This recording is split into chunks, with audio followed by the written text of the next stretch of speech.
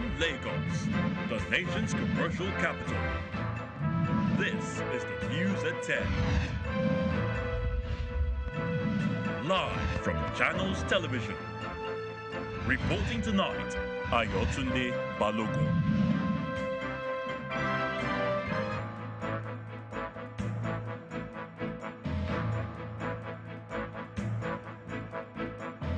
Hello and welcome. Tonight, I am proud to say we gave our best. That's according to President Muhammadu Buhari as he thanks ministers and staff during the valedictory session of the Federal Executive Council.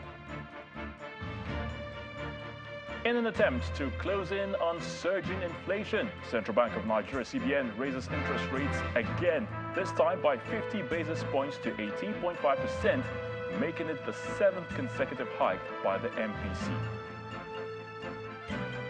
A bill to amend the National Emergency Management Act to provide for the establishment of the NSAS Victims Compensation Fund passes second reading at the Senate.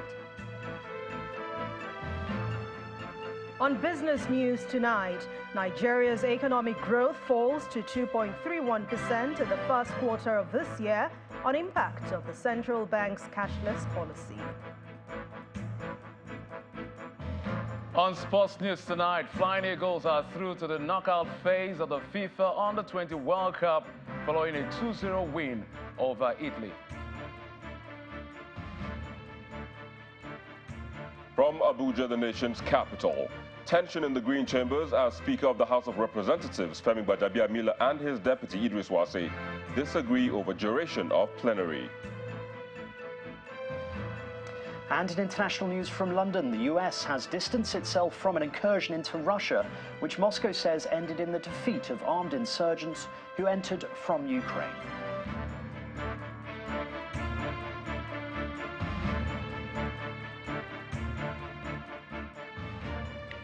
We gave our best, and that's President Muhammadu Buhari's verdict for himself and other members of his team that have held various positions in the last 8 years.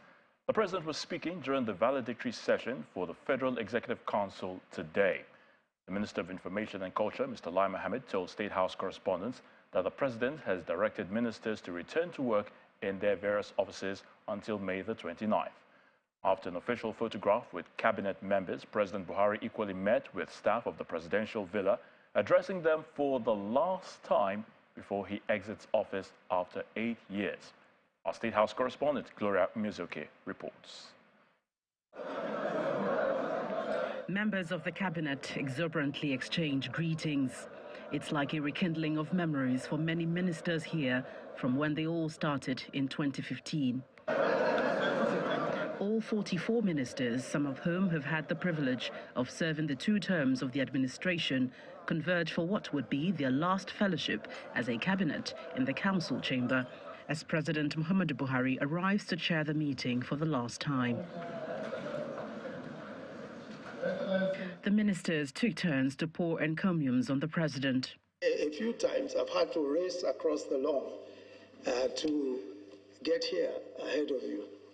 Mr. President, I think that example that you have set is an important one indeed, and is one that has guided us all.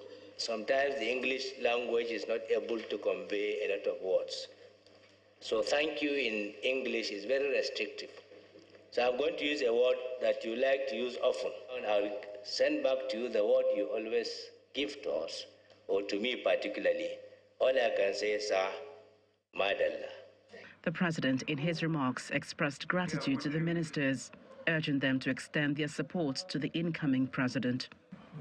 I am proud to say we gave governance our best and have bequeathed a solid legacy which the Nigeria we have all prayed for and are hoping will be built sustainably.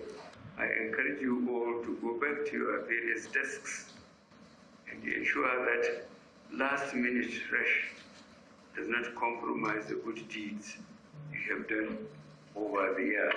Since 2019, the council has held no less than 36 meetings each year. Addressing correspondents after the meeting, the Minister of Information quickly debunks allegations that the president has dissolved his cabinet. There was a false breaking news that the Presidential Council has been dissolved. That is not correct. As a matter of fact, we've been directed by the president that we should all go back and return to our offices.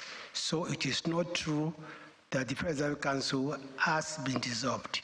It's still very much alive. And I'm sure that we're going to work right to the end of the, up to 29th of May. Earlier, President Buhari and his vice, Professor Yemi Osinbajo, had taken their last photograph with members of the cabinet.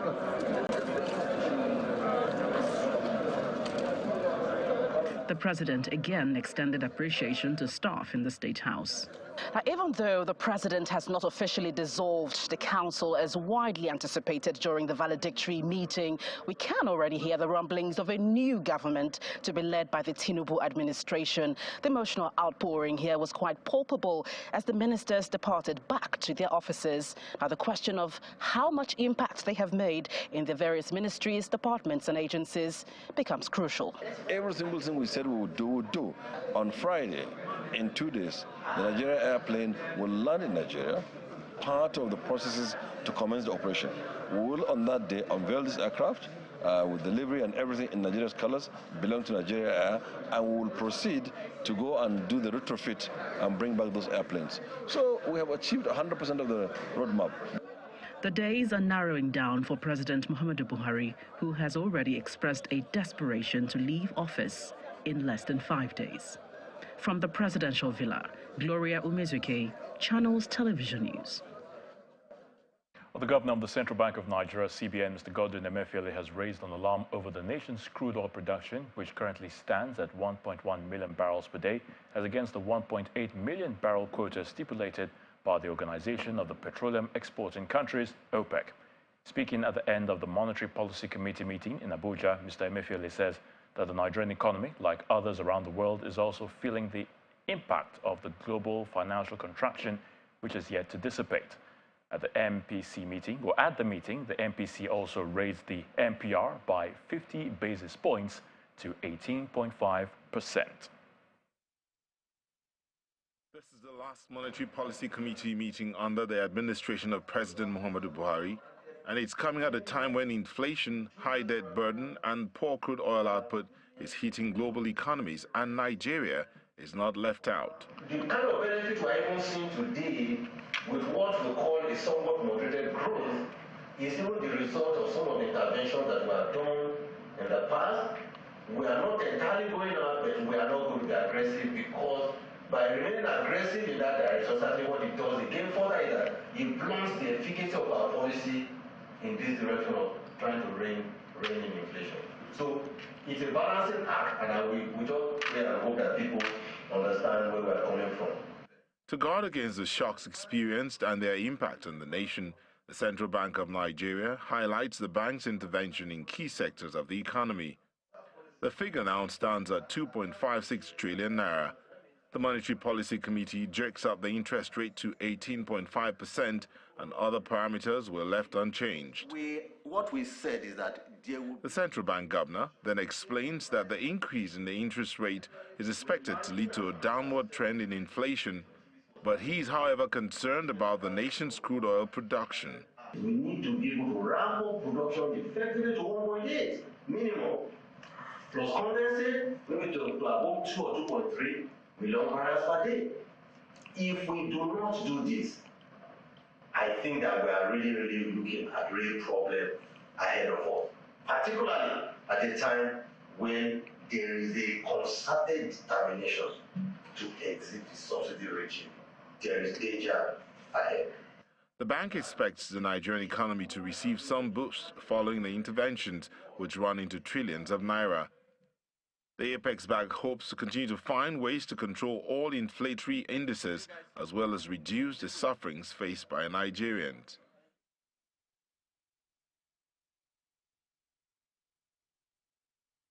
Right, for more on the CBN's raising of interest rates and its likely impact on the Nigerian economy, I'm now joined by Mr. Bismarck Rwani, the CEO of financial derivatives company Mr. Rawani joined us from Boston in the United States to talk us through this development. Mr. Rawani, thank you for joining us. Thank you for having me. All right, so, well, last time you were with us on the news at 10, the CBN, the Central Bank of Nigeria, raised interest rates to 18%, which has now risen by 50 basis points, even amidst rising inflation and slowing GDP growth yet again. Mr. Rawani, why is this happening?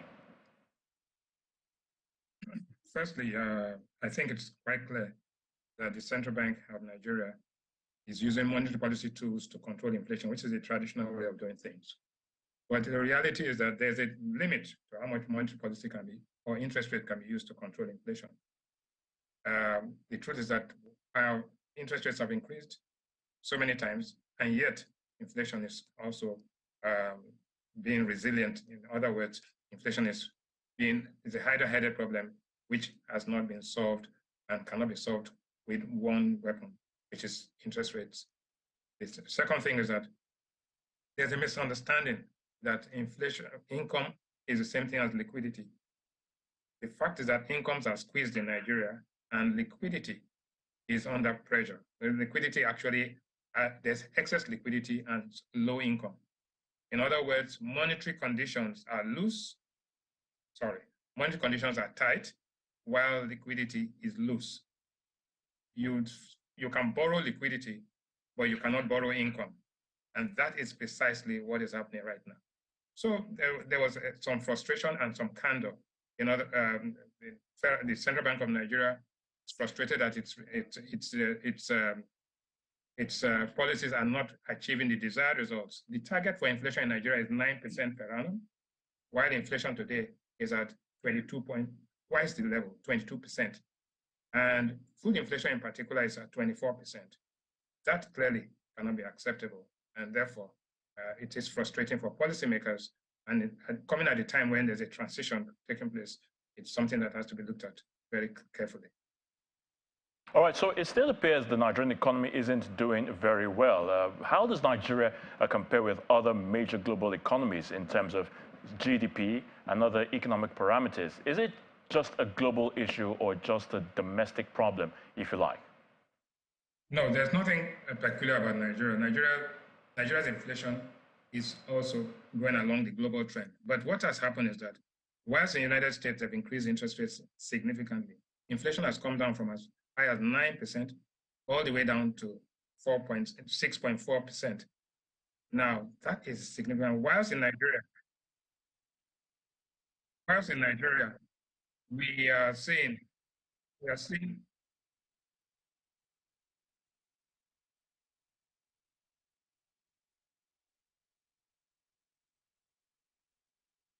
Go ahead, Mr. Bismarck. Mr. Rawani, please go ahead. Go ahead, please. So what we're seeing is that inflation in Nigeria while interest rates have increased for 7 consecutive times to 18.5%, we are seeing inflation actually increase all the way to 22.5% and food inflation up to 25%. But unfortunately, we've seen growth slide from 3.5 all the way to 2.6%. So there is slow growth, high inflation, high unemployment. And so the economy is not doing efficiently and it's not actually doing very well. So there's a cause for concern and some things have to change, but it cannot change only from monetary policy. It has to change from oil production, it has to change from fiscal policy, and it also has to change from the way we manage our inflation. So in less than a week, or shall we say just a few days from now, a new administration will certainly come into power come May the 29th. What's the economic outlook for Nigerians from then on? Should we expect a change in the economic circumstances perhaps, or will things remain the same? What can you tell us? They cannot remain the same. Definitely there'll be a change in government, change in people, and change in policies. But more than anything, there's going to be reform of institutions. If you do the same thing and expect different outcomes, then you are not bound, you are likely to fail. So what we are going to see a supplementary budget maybe in August. We're going to see inflation increase marginally again, and we are going to see the Naira traded this afternoon at about 765 naira. It will probably trade higher. The about 770, 780. And the exchange rate for buying tickets in Nigeria has gone all the way from 460 all the way to 650. So tickets have become, in Naira terms, have become more than 50% more expensive. And if you look at the inflation analysis, it shows that one of the major areas of failure has been air transportation within Nigeria. A Lagos to Abuja flight, one direction now is 85,000, return is about 170,000 naira. That used to be a return flight, a return ticket, Lagos Abuja used to be as low as 70,000 naira. It's now more than double. The same thing is happening for medical attention. Medical costs have increased and food prices. So what are you seeing? You're seeing food prices increase, transportation costs increase, and also you find that medical attention is also increased. These are critical. The only thing the only good news is that diesel, the price of diesel has actually come down from 850 to around 620 naira, which is good at this point in time. But the outlook is that there'll be changes. The outlook is that there'll be changes in people, changes in policy, changes in institutions, and one can only hope for the best at this point in time. All right, we'll certainly leave it at that. Mr. Bismarck Rwani, we sincerely thank you for your thoughts on the news at 10.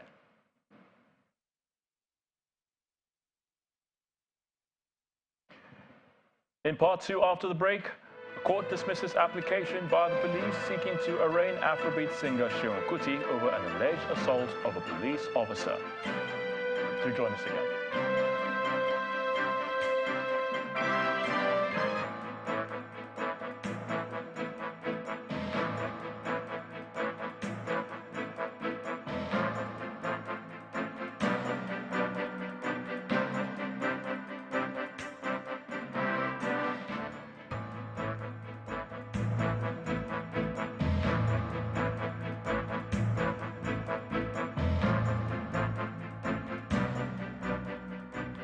Welcome back. If you just joined us, you're watching the news at 10, live from Channels Television Lagos. A reminder of our top stories. I am proud to say we gave our best. That's according to President Muhammadu Buhari as he thanks ministers and staff during the valedictory session of the Federal Executive Council. In an attempt to close in on surging inflation, Central Bank of Nigeria raises interest rates again, this time by 50 basis points to 18.5%, making it the 7th consecutive hike by the MPC. A bill to amend the National Emergency Management Agency Act to provide for the establishment of the EndSARS Victims Compensation Fund passes second reading in the Senate. The United States distances itself from an incursion into Russia, which Moscow says ended in the defeat of the armed insurgents who entered from Ukraine.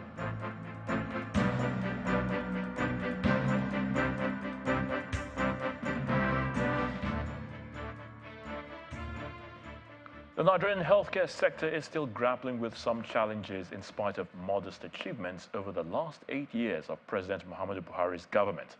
The achievements include the polio-free certification by the WHO and the approval of the country as a vaccine production hub, while a continuing major challenge is the brain drain in the sector.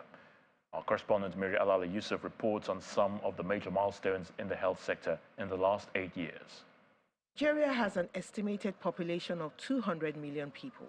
With about 24,000 doctors, the doctor-patient ratio is way below the recommended World Health Organization value of 1 to 600.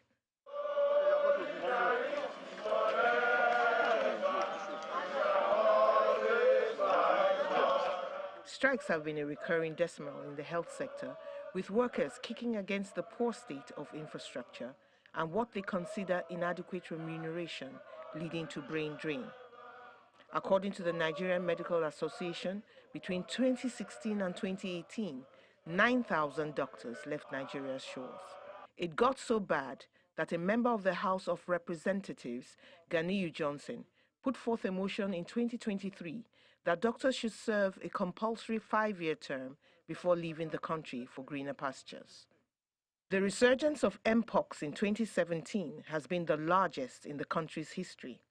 Scientists put this down to the waning effect of smallpox vaccines, which hitherto acted as a cover against Mpox. If Ebola took Nigeria unawares, COVID-19 took the world by storm, and the Nigerian government appeared shocked that it was unprepared in equipment and manpower to tackle the scourge. Nevertheless, the government rose to the occasion, starting from Lagos, by opening isolation centers and setting up mask and hand-washing protocols. When the spread started assuming alarming proportions, Lagos, Ogun, and Abuja were locked down for several months. Most residents, however, did not abide by the COVID-19 protocols of physical distance, hand-washing, and mask wearing. On March the 2nd, 2021, Nigeria took delivery of 3.94 million doses of the Oxford AstraZeneca vaccine via the COVAX facility, a global risk-sharing mechanism for pooled procurement. Several vaccine deliveries were made subsequently, but much of the population remains unvaccinated. WHO declared COVID-19 no longer represents a global health emergency on May 5, 2023. But not before millions of lives were lost to the disease, over 3,000 of them in Nigeria, among whom were scores of medical personnel. Nigeria continued to tackle other endemic ailments like measles, meningitis, and Lassa fever. Of course, with COVID, all of the issues at that time, health lockdown, movement restrictions, people were afraid of going to hospital. You couldn't convince any parents to take their child to a hospital because that was where you are more likely to get COVID and the like. So there were disruptions to immunization, both routine and planned campaigns. On a happy note, the country received polio-free certification from the World Health Organization in 2020, the last African country to achieve this feat after going 3 years without recording a case of the wild polio virus. A chronicle of events in the health sector cannot be complete without mentioning the gains against malaria in the form of 2 vaccines. RTSS was endorsed by the World Health Organization in October 2021 and praised for its effectiveness against malaria at 30%. R21, the second vaccine, was approved by Ghana and Nigeria in 2023 and is purported to be over 70% effective, though trials are not over. The R21 malaria vaccine dossier complied substantially with best international standards, with which the dossier was benchmarked, as mentioned above. It was also adjudged that the vaccine's known potential benefits outweigh the risks, thereby supporting the manufacturer's recommended use. Private sector initiatives in Parkinson's disease, cancer, and sickle cell anemia were also undertaken to provide much-needed diversity and availability to often neglected conditions. Part of the work of the Adeomide Salu Parkinson's Foundation is to shorten the journey to diagnosis of fellow travelers on this road. So we're just creating awareness about the symptoms of this disease, and we all owe it to one another to watch out for these things. Resident doctors embarked on a strike in May 2023, but it was just the latest of many strikes embarked upon by various categories of health workers in the last 8 years over various issues ranging from work environment to remuneration and even security matters, as well as failure to honor past agreements. The ideal of 15% of the nation's budget being allocated to health has not been achieved yet, leaving the sector in want of funds to improve on infrastructure and research, among others. Stakeholders will be expecting that the incoming governments at federal and state levels will quickly identify and implement a roadmap based on synergy, increased commitment, and focus to tackle the various challenges facing the health sector in Nigeria today. Mary Alale Yusuf, Channels Television News. A Chief Magistrate Court sitting in the Yaba area of Lagos has dismissed an application by the Nigeria Police seeking to arraign Afrobeat singer Seun Kuti over an alleged assault of a police officer. Magistrate Adiola Olatuboso adjourns till July the 3rd to await the legal advice from the Office of the Director of Public Prosecutions (DPP) on the matter. The musician was in court today for the hearing of his case. as he had earlier been released on bail on Tuesday evening following his detention at the State Criminal Investigative Department, Banti, since May the 15th. At the resumed hearing of the case today, Police Counsel Cyril Ejiofor sought the leave of the court to arraign the singer, having preferred a charge against him. But then Senior Advocate of Nigeria, Femi Falana, representing the defendant, urged the court to dismiss the application and instead accused the police of disobeying the subsisting orders of the court. Let's now head to the nation's capital, and Victor Mathias is standing by to give us the very latest at our Abuja studios. Good to see you again, Victor. Absolutely good to see you, Ayatunde, and also a pleasure to welcome you to the nation's capital. Now, a bill seeking compensation for victims of EndSARS has passed second reading at the Senate. President Muhammadu Buhari has also written to the National Assembly requesting the resolution of parliaments to settle priority judgment debts incurred by federal ministries, departments, and agencies through the issuance of promissory notes. Our correspondent Linda Higbe reports. President Muhammadu Buhari's tenure will elapse in a matter of days, specifically on May 29th. But this has not stopped him from sending requests to the National Assembly to either approve borrowing or settle debts. Recently, President Buhari wrote to Parliament requesting approval to borrow $800 million loan from the World Bank to provide palliatives to Nigerians as a means of cushioning the effects of the proposed removal of fuel subsidies. While the National Assembly is still processing this request, President Buhari has again written to the federal legislature to settle priority judgment debts incurred by federal ministries, departments and agencies through the issuance of promissory notes. The judgment debts are to be settled through the issuance of promissory notes, which will then be redeemed over time through provisions in the budgets of the federal government of Nigeria.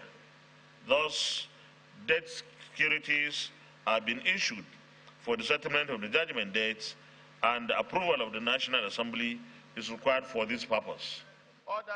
The matter of the nation's ballooning debt profile is a source of worry to many Nigerians who are uneasy that the country will be paying huge amounts from its dwindling resources to service the debts. According to the Debt Management Office, Nigeria's national debt will likely hit 77 trillion naira by May 2023. And financial experts say this is unsustainable at current tax revenue to GDP and debt service payment ratios. Whereas the Senate will be looking at how to respond to this latest request from the president.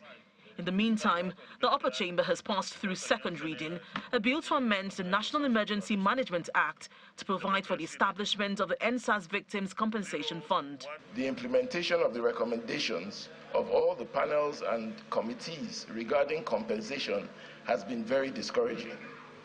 The victims have been left to continually groan under the pain of injury inflicted by hoodlums during the EndSARS protests. Distinguished colleagues, this amendment, therefore, is to make provision for the establishment of the EndSARS Victims Compensation Fund for the compensation of verified victims of the 2020 EndSARS protests. The Senate accordingly forwarded the bill to its Committee on Special Duties for further legislative work. Linda Akibe, Channels Television News. Still ahead on the news at 10, Nigeria's economic growth falls to 2.31% in the first quarter of the year on impact of cashless policy. That's in business news. Do join us again.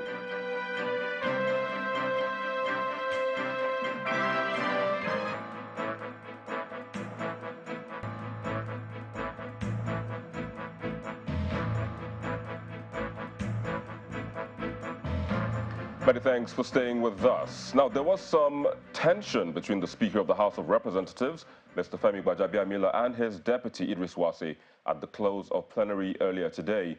Both men openly disagreed over the duration of Thursday's plenary, with the Speaker insisting that proceedings should be short enough to allow him and other members attend the official commissioning of the permanent site of the National Institute for Legislative and Democratic Studies. Our correspondent, Terry Kumi, reports.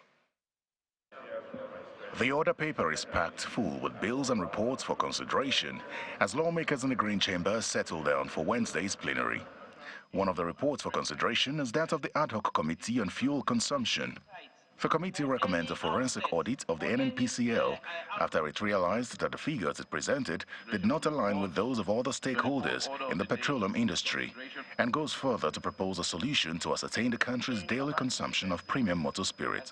When we asked the Accountant General to tell us the amount that the country pays for subsidy, the Accountant General could not give us an answer, because he said he doesn't have any information. In fact, even the mother ministry, that is Ministry of Petroleum Resources, it has no information as regards to fuel supply in this country. It is the considered opinion of this committee that the Nigerian Midstream and Downstream Petroleum Authority must establish a criteria for all the retail outlets to give it feedback on a daily basis or on a weekly basis as regards to the actual amount it receives and the actual amount it dispenses.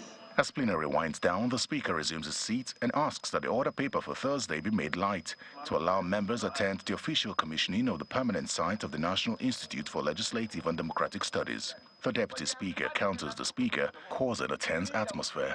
I want to make sure that we should do our functions. Those who have the interest to go to ministry, they have the right to go there.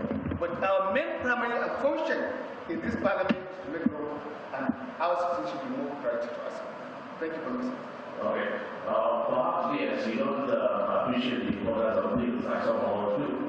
I didn't mention Mr. Speaker, that was one of those that want to put. So I have every information and idea of what this is. It was set up, if I may.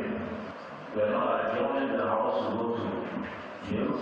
What I said was, let's try and make it light and leave here by 2. If you want to do not there, we will do our work. But we will adjourn this House at 2 o'clock. I will witness Hills because it is important to me. Sir, the parliament is about us, not about I. Thank you very much. The Speaker openly states his disappointment in his deputy. This is the first time in history I've been in this House for many years. I hasn't been longer than anybody here. This is the first time in history that the Deputy Speaker will challenge me on this Speaker said. Let us try so I can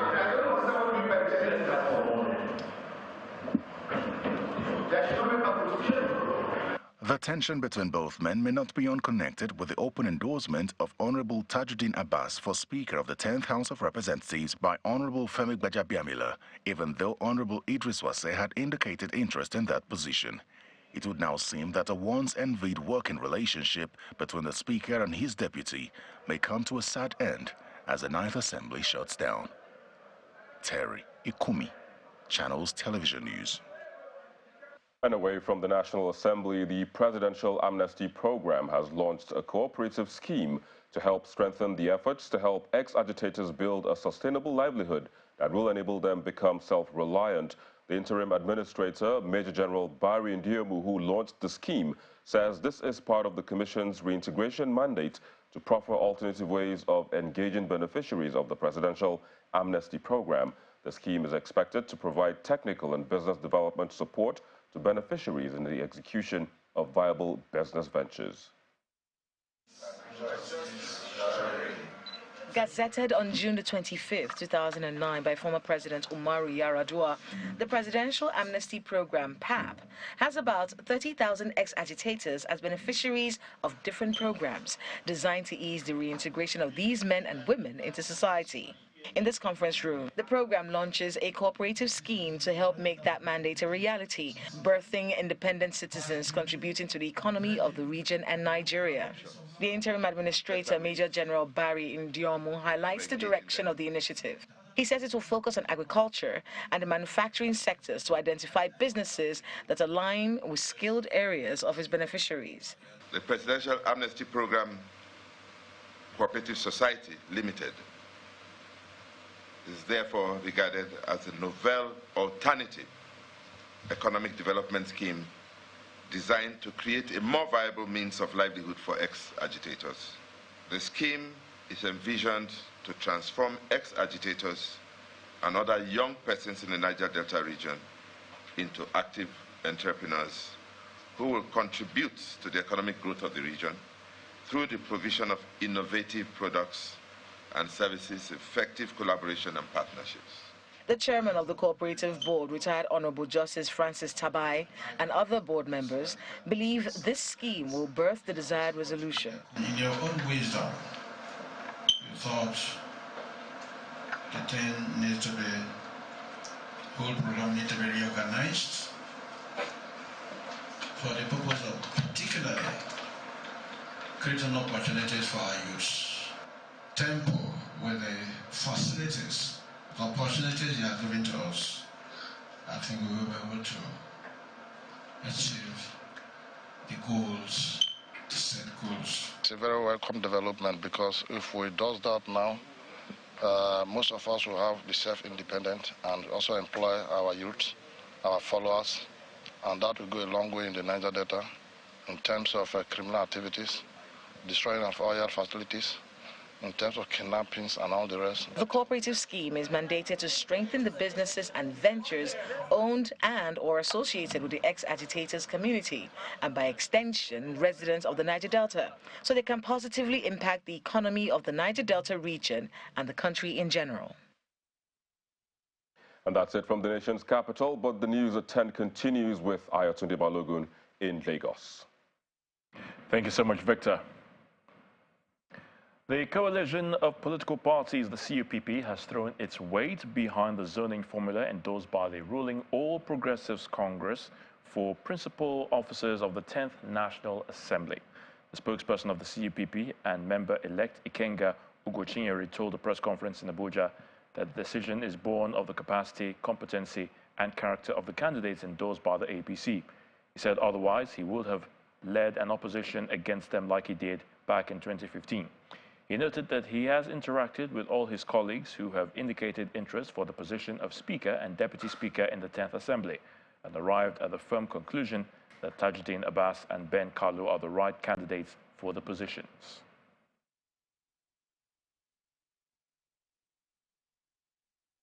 Nigerians will recall that in 2015, I was one of those that shouted to high heavens in support of Dr. Bukola Saraki for Senate President in opposition against the choice of the ruling party then.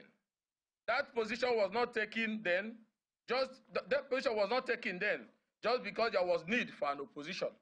But I saw a man who would preserve the identity of the parliament while offering the opportunity for a harmonious executive legislature relationship. I saw an educated man, one who understood the need for modern-day legislations. In my assessment then, Dr. Saraki was better for Nigeria, and history has since proved that I was correct. Dr. Saraki delivered, despite the challenges of those days, with landmark modern-day legislations. I have come to the firm and inevitable conclusion that I shall be supporting Honorable Tajuddin Abbas for the position of Speaker of the 10th House of Representatives and Honorable Benjamin Okezie Kalu as Deputy Speaker. It should be noted that the SASAT has not occupied the seat of either Senate President or Speaker since return to democracy for 24 years, despite that their environment is being destroyed daily so that we can eat. If they are denied the opportunity now, and both seats taken back to the north, one can ask, where is our sense of equity, fairness, and justice as a country? Rivers State Governor Seun Kuti has flagged off the construction of the historic palace of the paramount ruler of Port Harcourt City, traditionally known as Rebisi Kingdom. The Rivers State government says the commencement of the project, which has been stalled for more than 30 years, is done by the Seun Kuti administration to raise the status of the Port Harcourt traditional institution and, by extension, Rivers State.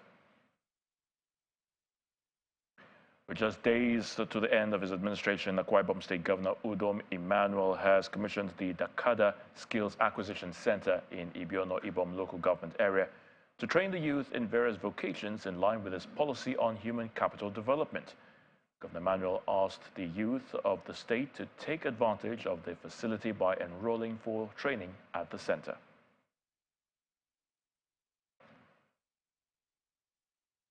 Time now for some business news with Ann Waldo. Banking so easy. Dial star 894 hash now to experience it. You first, First Bank.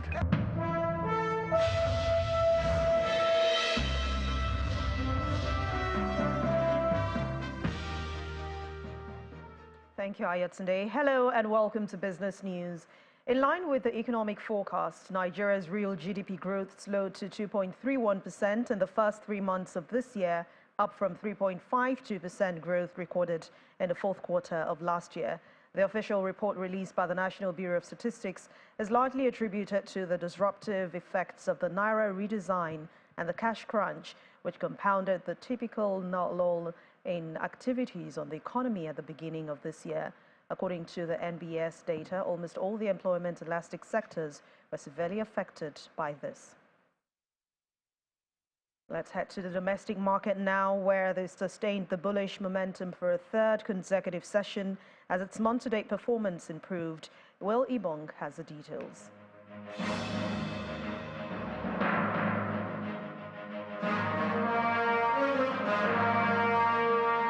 Welcome to the stock market report. Whoa, that's the roar of a satisfied bull. Investors went all out today as the all-share index climbed higher by more than 0.5% and about 167 billion naira additional to play with.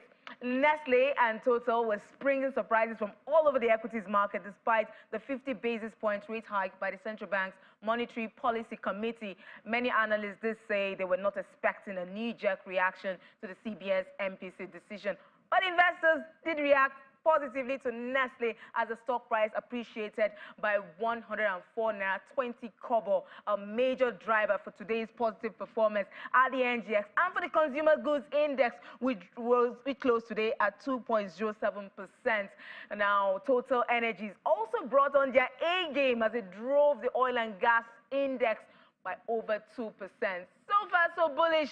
We've got 2 more trading days to go. Let's see if the NGX can bring home the bacon. And that's the stock market report. And Will Ibong is back to you, Anne.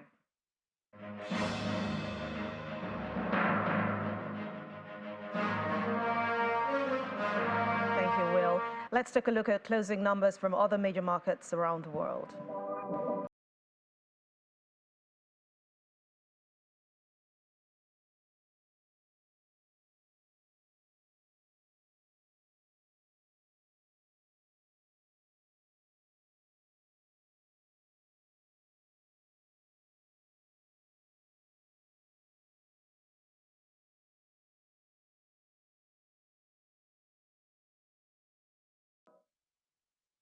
And that's Business News tonight. Thank you for watching. I'm Anne Nwawadu. It's back to you, Ayatunde. Banking, so easy, so simple. Dial star 894 hash now to experience it. You first, First Bank. Thank you, Anne. Russian Defense Minister Sergei Shoigu has promised a harsh response to cross-border incursions from Ukraine. Here's Simon Pusey with more on this and other international stories and around the world in 5. Good evening and welcome to the Channel studios here in London with your international news around the world in 5. The United States has distanced itself from an incursion into Russia, which Moscow says ended in the defeat of armed insurgents who entered from Ukraine. A video released by the Russian Defense Ministry at the Graveron border crossing station showed 2 damaged US-made Humvees. Parts of the border region of Belgorod came under attack on Monday in one of the largest cross-border raids since Russia invaded its neighbor last year. The US insisted it did not encourage or enable strikes inside of Russia. A 95-year-old woman who was tasered by police at an Australian care home, sparking a public outcry, has died. Cheers to everybody. Claire Noland was critically injured after police responded to reports she was wandering her care home with a knife at about 4 a.m. last Wednesday. New South Wales police said she died on Wednesday evening surrounded by family and loved ones. The officer who tasered Mrs. Noland has been charged with assault. The United Nations Human Rights Chief has described the situation in Sudan as heartbreaking and made a direct call to the 2 warring generals to stop sexual violence and fighting in Sudan that broke out more than a month ago has killed hundreds of civilians and forced more than 1 million people to flee the violence. Commissioner for Human Rights, Volker Turk, who met with both generals in Sudan in November, said his office had received reports of fighter jets and clashes in the capital Khartoum overnight, despite a ceasefire. It's heartbreaking what is happening in Sudan. In spite of successive ceasefires, and they keep making these arrangements, we see that they get observed in their breach almost within hours after these arrangements are signed. We see how civilians continue to be exposed to serious risk of death and injury. I mean, overnight we received reports of fighter jets across Khartoum and clashes in some areas of the city, as well as gunfire heard Khartoum North and in Durman. Anti-racism activists have rallied outside the Spanish consulate in Sao Paulo to condemn racial slurs shouted towards Real Madrid's Brazilian striker Vinicius Jr. in Valencia.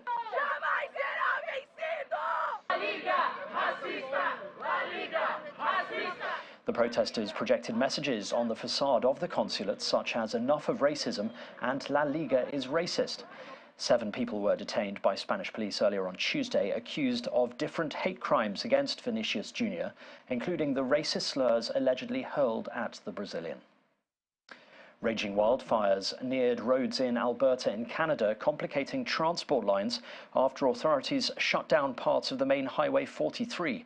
Holy fuck. According to local officials, the highway was partially closed as a precautionary measure on Monday as wildfires neared the road. Holy fucking shit! So far this year, Alberta Wildfire has responded to 496 wildfires burning through more than 842,000 hectares, compared with just 459 hectares last year. Over 2,800 firefighters from Canada and the US were battling around 91 active wildfires over the weekend.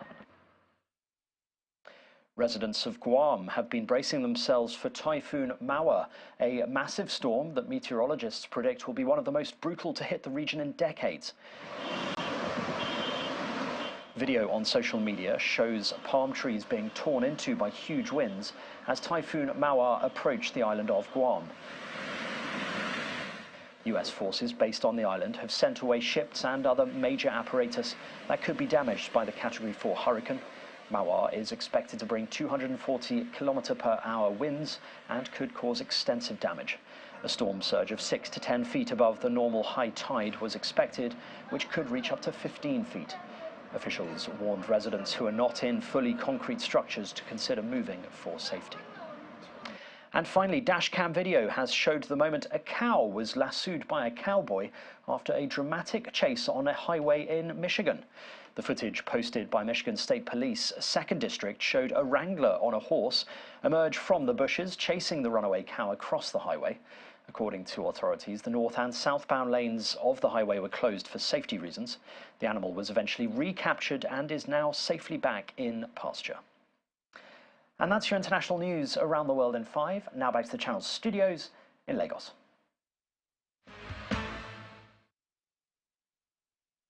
Thanks, Simon. It's now time for sports news. Flying Eagles of Nigeria are through to the knockout phase of the FIFA Under-20 World Cup following a 2-0 win over Italy this evening. After a goalless first half, Salim Fago opened scoring in the 61st minute before Jude Sunday and shot the victory in the 95th minute, and they will wrap up the group stage on Saturday, May the 27th against Brazil. Meanwhile, the Falconers continue their scoring spree in Kumasi at the WAFO B Under-20 Girls Cup in Ghana as Nigeria thrashed Togo 6-0. Having put 7 past Niger Republic on Sunday, the girls continue where they left off with Amina Bello and Floris Sabatian scoring a brace each to ensure victory. And outside our shows, Manchester United boss Erik ten Hag says his team has improved over the season as they prepare to face Chelsea on Thursday. United need a point from the last 2 games of the season to secure Champions League qualification, and ten Hag is confident the team can pick up the deserved result at Old Trafford. And that's it on Sports News. I'm Jeff Rose, and it's back to Ayotunde for the rest of the news at 10.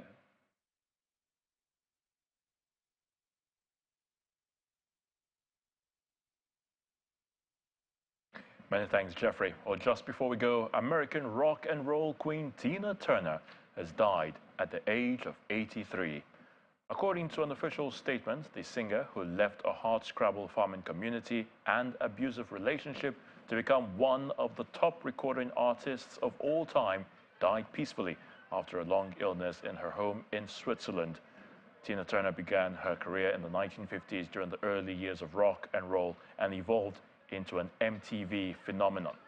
With a taste for musical experimentation and bluntly worded ballads, Tina Turner gelled perfectly with a 1980s pop landscape in which music fans valued electronically produced sounds and scorned the hippie-era idealism. Try to ignore that it means more than that. Oh, what's love?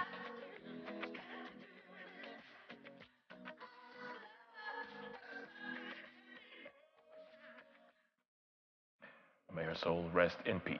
And the main news again. President Muhammadu Buhari today gave himself and other members of his team a pat on the back, saying they gave their best to the country in the last 8 years. He was speaking during the valedictory session of the Federal Executive Council.